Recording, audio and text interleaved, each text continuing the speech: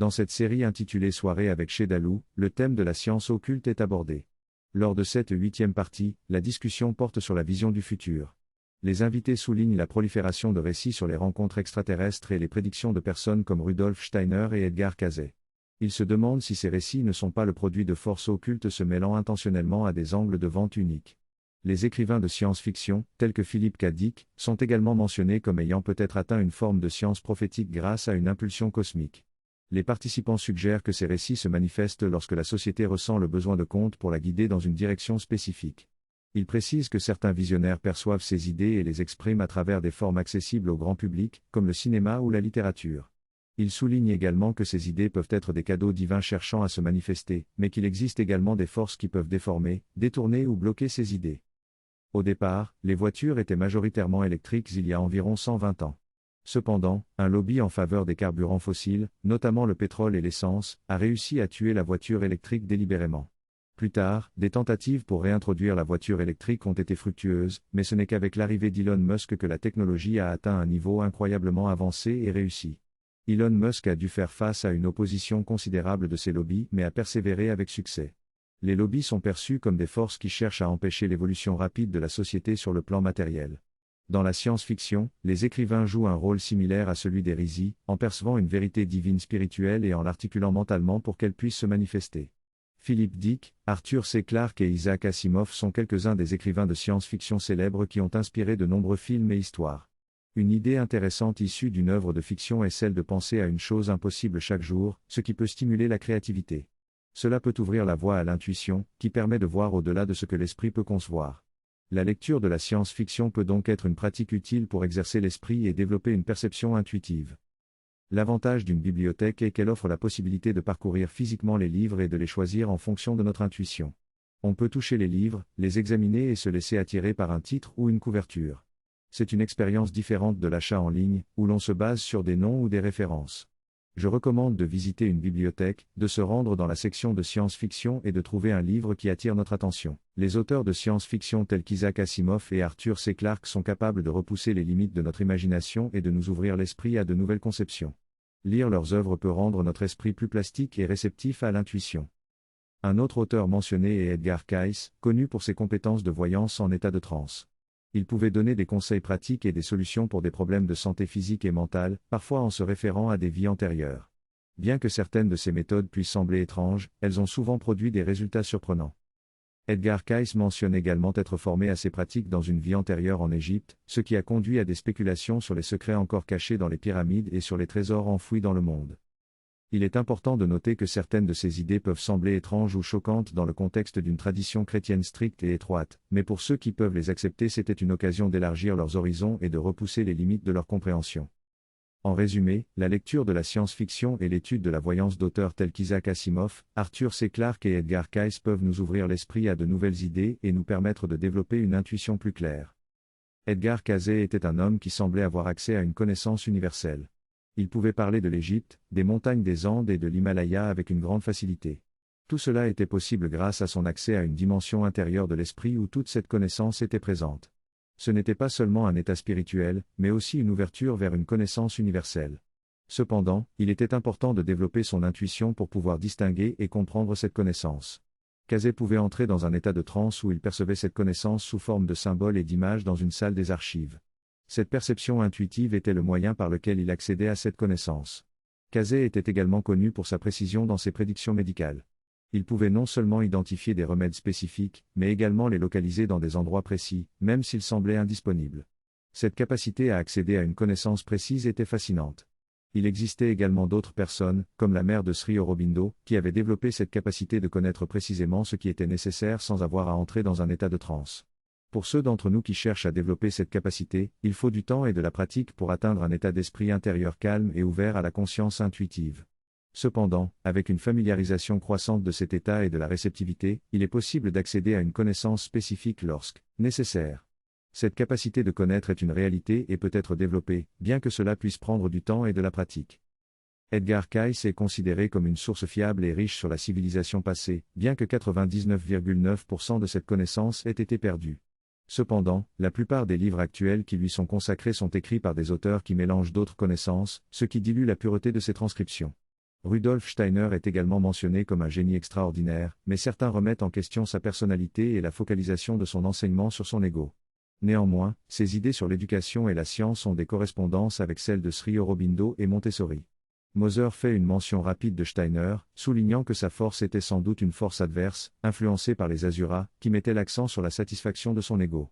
Elle met en garde contre le fait de mettre trop d'importance sur un enseignant ou un gourou spécifique, affirmant que même si leurs enseignements peuvent avoir des éléments de vérité, la vérité ultime va au-delà de la raison et de l'ego. Tout le monde n'est pas forcément suffisamment pur en tant qu'instrument transparent permettant à la connaissance complète de passer sans distorsion. Certains saisissent une connaissance supérieure et la déforment pour servir leurs propres objectifs, et Steiner semble avoir été l'un de ceux-là. Cependant, on peut apprécier la forme de l'éducation, les pratiques et les écoles qui ont émergé et qui sont indépendantes de ce qu'il a pu être en tant qu'individu.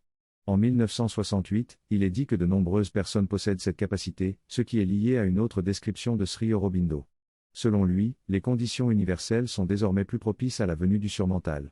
Il mentionne 4 signes: la connaissance du monde physique a considérablement augmenté et franchi les limites de la matérialité, il y a une tentative partout dans le monde de briser le voile entre le mental intérieur et extérieur, le vital intérieur et extérieur, et même le physique intérieur et extérieur, les gens deviennent de plus en plus psychiques dans le sens d'ouverture aux régions intérieures, il y a une ouverture vers la connaissance occulte dont l'ampleur est devenue dangereuse en Europe, mais qui manifestait également des possibilités futures. Cependant, cela s'est arrêté au seuil du subjectivisme faux de l'ego, plutôt que de se diriger vers l'âme, ce qui a finalement conduit à des conséquences négatives. Malgré cela, cette période a permis de repousser les limites entre le monde intérieur et extérieur, dans les domaines physique, vital et mental.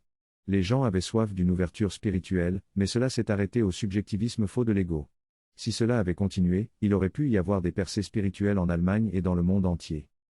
Dans cet extrait, l'auteur discute de plusieurs phénomènes qui ont lieu dans le monde actuel. Premièrement, il évoque la réceptivité croissante des groupes de personnes à des vérités plus élevées. Deuxièmement, il mentionne l'émergence de personnes de plus en plus intuitives et psychiques. Troisièmement, il souligne que la vitalité essaie de s'emparer du physique comme jamais auparavant, ce qui se manifeste par des perturbations vitales telles que des troubles mentaux ou des tremblements de terre. Quatrièmement, il observe l'ascension de personnes influentes qui exercent une forte influence vitale sur un grand nombre de personnes, telles que les influenceurs des médias sociaux d'aujourd'hui. L'auteur fait également référence aux rencontres avec des extraterrestres, qui représentent un désir de rencontrer des réalités intérieures ou supérieures. Finalement, il décrit la prolifération de récits qui envisagent des possibilités futures. Dans cette expérience, une personne mentalement handicapée est entrée en transe et a décrit une bataille entre 2 archanges, affirmant que cette bataille se déroulait en Inde et était déjà gagnée dans les traditions chrétiennes et hébraïques. Cette vision peut être perçue comme une vérité qui se déroule sur d'autres niveaux de conscience, mais elle doit être interprétée avec prudence. Notre esprit réceptif a tendance à déformer ce qu'il perçoit en fonction de ses croyances et de ses biais. Les forces divines et anti-divines peuvent prendre différentes formes lorsqu'elles entrent dans le domaine de la forme, et ces formes ne sont pas nécessairement représentatives de leur vraie nature. Ce qui est primordial, ce sont les qualités de conscience qui sont symbolisées par ces formes. Ainsi, la vision d'une bataille entre archanges peut être une représentation symbolique d'un conflit entre des forces opposées, mais il est important de ne pas se limiter à l'interprétation littérale de ces formes et de rechercher une compréhension plus profonde. Dans de nombreux pays, notamment ceux qui cherchent à se réveiller et à évoluer, il y a une collision de forces qui luttent pour résister au changement et celles qui veulent accélérer l'éveil. En Inde par exemple, il y a actuellement un éveil collectif à l'héritage spirituel du pays, qui a été longtemps dominé par des valeurs distordues et étrangères, causées par les invasions et la colonisation. Ce processus d'éveil prend différentes formes à travers les systèmes politiques, éducatifs et administratifs, et il existe une lutte pour trouver de nouvelles formes qui soient pertinentes pour la conscience d'aujourd'hui. Les systèmes en place sont profondément ancrés et résistent au changement, ce qui crée une tension croissante. Une conséquence de tout cela est que les gens contournent souvent le système pour survivre, une pratique qui a commencé pendant la période coloniale et qui persiste aujourd'hui. Dans ce texte, l'auteur parle de la libéralisation économique et politique qui s'est produite dans son pays. Il souligne qu'auparavant, les taxes étaient si élevées que tricher était nécessaire pour faire des profits et que cela était devenu une partie de la culture. Maintenant que les choses ont changé, certains ont encore du mal à faire confiance et à abandonner l'idée de tricher. L'auteur parle également de la résistance profondément enracinée dans le système et des personnes qui en sont les gardiens. Il cite l'exemple d'un juge de la Cour suprême qui utilise des lois archaïques pour justifier ses décisions et réprimer les aspirations d'un grand nombre de personnes. Malgré tout, l'auteur croit que la bataille est déjà gagnée et qu'il y a des changements qui se produisent à différents niveaux de conscience, du mental au vital, jusqu'à ce que cela se manifeste au niveau matériel. Il fait référence à l'expérience de Sri Aurobindo et de la mère qui ont travaillé pour l'indépendance de l'Inde et ont vu les choses changer à un niveau supérieur avant que cela ne se manifeste dans le monde. Finalement, l'auteur souligne que des événements spirituels peuvent avoir des répercussions dans le monde réel, même si cela prend du temps et que des obstacles peuvent surgir en cours de route. La bataille pour l'éveil de l'Inde est en train de se produire. Au cours des dernières années, on peut sentir une influence entrer dans l'esprit des gens, qui commencent à se sentir plus libres de penser différemment et de remettre en question le système politique et de vie actuel. Selon la mère, le système de gouvernance basé sur des partis politiques est dépassé et ce sont des individus de confiance, indépendants des partis, qui vont diriger le pays. En Inde, de jeunes leaders idéalistes et compétents émergent et sont autorisés à occuper des postes de pouvoir, ce qui représente un grand changement. Ces changements en Inde auront des répercussions à travers le monde, car l'Inde est représentative de la société mondiale. Ce processus d'éveil se produit partout, avec de nouveaux leaders politiques émergents qui apportent des valeurs différentes et non compromises. Au niveau mondial, des transitions similaires se produisent, bien que parfois avec un décalage de quelques années. L'Inde est considérée comme le dernier grand champ de bataille où cette transition de conscience humaine peut se produire plus facilement. Sri Aurobindo observe que lors des révolutions en Europe, il y avait des changements radicaux en apparence extérieure, mais peu de changements internes de conscience. En revanche, en Inde, lors des révolutions, il se produit un changement interne majeur, même si cela ne se voit pas beaucoup à l'extérieur. Lorsque l'Inde devient à nouveau le théâtre des événements les plus importants du monde, cela sera le signe de l'avènement de l'ère spirituelle. Nous voyons déjà des petits changements se produire en Inde et avoir un impact significatif, comme le passage à des systèmes de paiement virtuels en peu de temps. Ces changements internes de conscience auront un effet d'entraînement massif sur l'humanité, tout entière. Lorsque les structures externes immuables qui sont résistantes point de rupture de la manière la plus fausse et déformée possible, soit elles s'effondrent simplement, soit elles subissent quelques changements. Cela ne semble pas dramatique, mais elles ont simplement été déplacées de telle manière que la nouvelle conscience puisse agir librement. Cela marque le début d'une nouvelle ère spirituelle selon Sri Aurobindo, mais c'est également la raison pour laquelle cette résistance est si intense. C'est la dernière grande bataille, et même si sur le plan spirituel elle a déjà été gagnée, il y a encore des victoires à remporter au niveau physique. Par rapport à la question sur les visions intuitives et les voies dans les rêves, Sri Aurobindo explique que nous avons tous une partie ouverte au spirituel dans nos plans intérieurs supérieurs, même si nous en sommes souvent inconscients. Ces visions et intuitions du futur sont reflétées dans ces parties intérieures et supérieures, mais nous en sommes aveugles. Ce qui se passe dans ces parties intérieures et supérieures nous influence néanmoins, et cela se manifeste parfois dans nos rêves ou des visions plus proches de notre conscience de surface. Ces expériences peuvent également être influencées par nos préoccupations et intérêts personnels. La plupart de ces expériences se produisent avant 6h30 du matin, lorsqu'on est encore dans un état de conscience profondément connecté aux plans intérieurs et au plus proche de la matérialisation. On dit souvent que les rêves du matin ont tendance à se réaliser car ils sont déjà suffisamment proches de la réalité matérielle. Le narrateur raconte avoir eu 3 rêves distincts, mais tous se terminent par une sensation physique de malaise qui le réveille. Il réalise que ces 3 rêves se sont produits simultanément à différents niveaux de conscience. Il évoque également comment la mémoire des rêves est réduite et déformée par l'esprit conscient, entraînant une perte de la richesse et de la véritable nature des rêves. Il partage également l'expérience de voir des couleurs vives dans un rêve qui se transforme en gris au réveil, car le cerveau physique ne peut pas reproduire la richesse des couleurs vécues dans le rêve.